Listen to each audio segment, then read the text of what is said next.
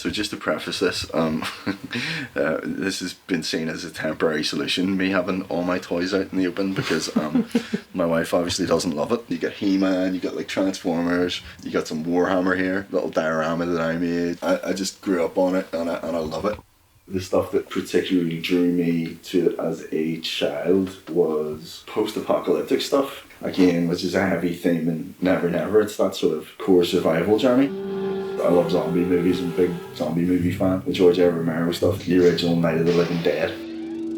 What appealed to me about a lot of these movies is the characters were not good guys. They were often like anti-heroes or everymen put in difficult situations, and that was far more interesting to me.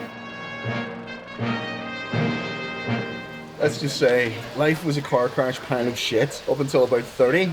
Met my wife, I got on track, stuff started to happen. You know what I mean? I mean, like my career, my life is a fucking mess. Like, you know, I had kind of a dysfunctional upbringing, and a lot of my early life was marred by anxiety, depression, all that.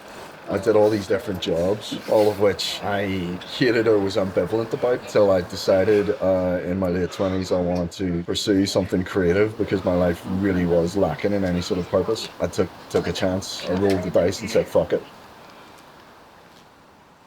Something in my 20s I definitely lacked was any sort of hope. The absolute antithesis of the void, the hopelessness, the just not even participating was to go hell for leather for what you want and refuse to give up. And I mean, to come to this epiphany as like a man in his, 30s, it's almost hard to articulate. You're going through this seismic shift in thinking, and then the reality that you're in your 30s, and everybody else who doesn't have depression and who isn't lumbered with this negative thinking, they've had decades on you.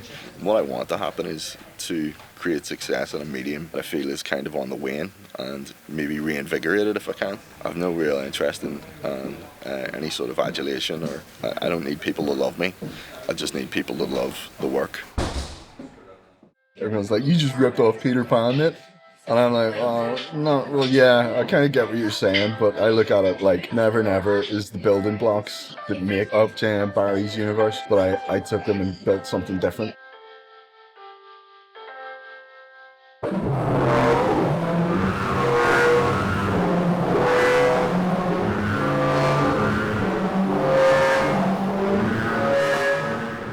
Never Never took like 2 years or longer to get out of. It was a tough period. This was happening during COVID, so you can only imagine like how frustrating it was. I'm working with a team who were sort of globally placed. Phil is in England, Agnes is Turin, Christopher is French, Peter Duncan, my editor, and our letterer, David Withers, are the only local guys. I had managed to get some initial funds from the Art Council that got everyone paid a bit, but to make a book like this, to actually get everyone paid, it's going to cost you about 15 grand. So I'm pushing them, saying we got to finish this, otherwise we've got nothing. If we finish this, at least we've got a finished product that we then take and show somebody. The driving force for her to leave is that she's unhappy at home. Her mother is mentally ill and her father is struggling and the family is falling apart. So Winter feels like to remove herself would help her at least. She's at the point where she just doesn't really want to be there and she doesn't want to have accountability. She just wants to go away to this fairy tale land and not have to deal with it, not have to think about it. And it's the sort of thing where as teenagers we've all been there. A lot of us as teenagers, we find escapes in music or literature, especially if you're having a hard time, if you're unhappy. I know I was, and so my escapes were, literature, it was comic books, it was movies, things like that. Petros was a child that his father didn't want. He gave him away. The father became so guilt-riddled that he wrote an imaginary land where the child would grow up free of all the horrible reality. That's where we find Petros. Petros, when he started out, he wanted to do the right thing. He wanted company. And it's just that the company that he got were children who'd been through the ringer. He himself became incredibly jaded, cynical, completely converted to the idea that adults were the enemy, because he's their saviour, and he's also the provider. His meaning is locked into having them with him. Without them, he is just a lonely child on an island, you know?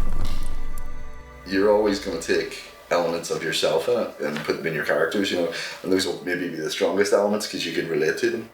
I do look at the darker parts of myself whenever I'm looking at Petros, because my upbringing was, I mean, it's weird to talk about it because, you know, you don't want to drag your parents or anything, but, you know, what I was as a child and what they were as parents were very different, especially in the environment that I grew up in, which was, you know, tumultuous. It was the tail end of the Troubles. There was a lot of hate still in the air. Another big factor was that my biological father, who I hadn't seen in over 30 years, and we were trying to have a relationship which was incredibly difficult because he had such anger about the separation between him and my mother, and he was deeply, deeply angry and aggrieved about what had happened to him in that process, and a lot of that he saw in me, and it was difficult. It was really difficult, and in the end it didn't work out, and sometimes that's just how these things go. At the time, I just remember feeling almost like this homicidal rage about the situation, and if you take all that and put it into Petros, except Petros has been just like this continued trauma victim for like even longer. He never had the supervision of an adult. He never had the lessons that an adult could teach him. All he ever had was being a child and seeing what adults did. I am hopeful now. I guess the glass is always half full for me now, but that's because of a radical shift in mindset. Obviously I went and sought therapy, and I got medicated as well. And again, it might not be for everybody, but for me it worked.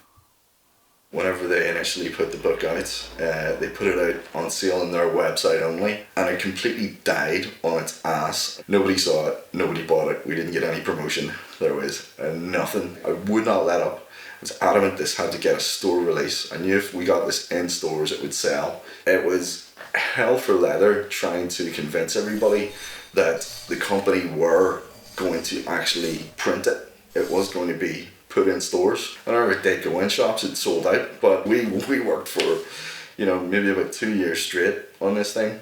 It was hard. It was hard. The guy who's in charge of marketing and PR got in touch with me and said, are you free to go to WonderCon? There's part of me that's like, was someone else supposed to go, and they pulled out, so they phoned me last minute, but you know, I'll never know, but either way I got to go to, you know, got to go to WonderCon. It was all happening very fast. You know, you're disoriented and you're just trying to keep your best face on. I was so tired and just utterly exhausted from lack of sleep, jet lag, you name it. I did the panel. Can't really remember too much about it. I can't remember what my thought process was, what my answer. I mean, I could have been talking pure mad dog shite in that panel, but the sort of the biggie was there's a guy called Brendan Columbus who works for Heavy Metal. He's one of the freelance writers, and he is the son of Hollywood royalty Chris Columbus. So whenever I went down to see the booth afterwards, Brendan tapped me on the shoulder and he said, oh, by the way, this is my dad. He's a fan of your work. So Chris Columbus was standing there, and it took me a second to take this in. And he got me to sign a copy of Never Never for him, and he told me to keep up the great work. And I said, you too. I know you've knocked out a few classics in your time, but keep it up. I have, at times throughout my life, tried to cut off certain pieces of myself and say, well, that's an unfortunate piece, or that's a bit of my life that I don't want to have to remember. The reality is that you're all of it. You are a complex dichotomy of different things, behaviours, beliefs, whatever. It's not all good, but you have to accept it all. And you know, as I've grown older, I've realised that that's the only way you really ever find any sort of peace, and that is that accepting that you are not this idea that you have of yourself, but you're actually much more complex. And the more you get to know what that is, the more you start to understand other people as well, you know.